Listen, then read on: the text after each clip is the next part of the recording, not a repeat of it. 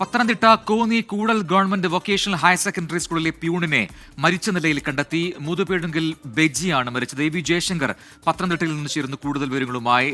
ജയ്, ഈ മരണത്തിൽ അസ്വാഭാവികതയുണ്ട് എന്ന തരത്തിലുള്ള വിവരങ്ങൾ കൂടി ഇപ്പോൾ പുറത്തുവരുന്നു. ഈ ബെജിയെ മുൻപ് മറ്റൊരു കേസുമായി ബന്ധപ്പെട്ട് പോലീസ് വിളിപ്പിച്ചിരുന്നു. ഒരു പരാതിയുമായി ബന്ധപ്പെട്ട് അതൊരു മുൻപ് വർക്ക് ചെയ്ത ഒരു സ്കൂളിലെ പ്രിൻസിപ്പൽ നൽകിയ പരാതിയാണ്. അതിന് പിന്നാലെയാണ് ഈ മരണം എന്നൊക്കെയുള്ള വിവരങ്ങൾ കൂടി പുറത്തുവരുന്നു. എന്താണ് നമ്മൾ മനസ്സിലാക്കുന്നത്? പ്രജിൻ, രാവിലെയോട് കൂടിയാണ് കൂടൽ ഗവൺമെന്റ് വൊക്കേഷണൽ ഹയർ സെക്കൻഡറി സ്കൂളിലെ പ്യൂൺ ബെജിയെ ആളൊഴിഞ്ഞ കോറിയോട് സമീപമുള്ള ഒരു പ്രദേശത്ത് മരിച്ച നിലയിൽ കണ്ടെത്തിയത്.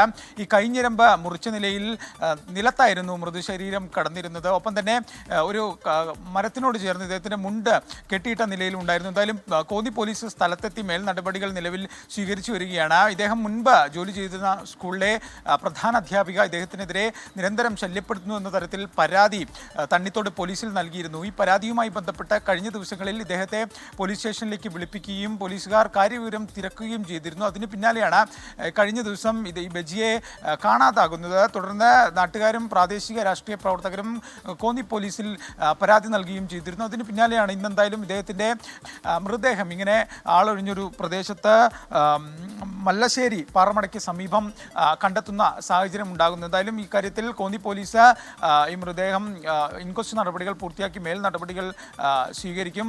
കയ്യിൽ ഞരമ്പ് മുറിച്ചൊരു പാടുണ്ട്. ഒപ്പം തന്നെ അടുത്തുള്ള ഒരു മരത്തിൽ ഇദ്ദേഹത്തിൻ്റെ മുണ്ട് കെട്ടിത്തൂക്കിയ നിലയിലാണ്. തൂങ്ങി മരിച്ചതാണോ അതോ ഞരമ്പ് മുറിച്ചാണോ മരണം എന്ന കാര്യത്തിൽ ഇനിയൊരു ഔദ്യോഗിക സ്ഥിരീകരണം വരാനുണ്ട്.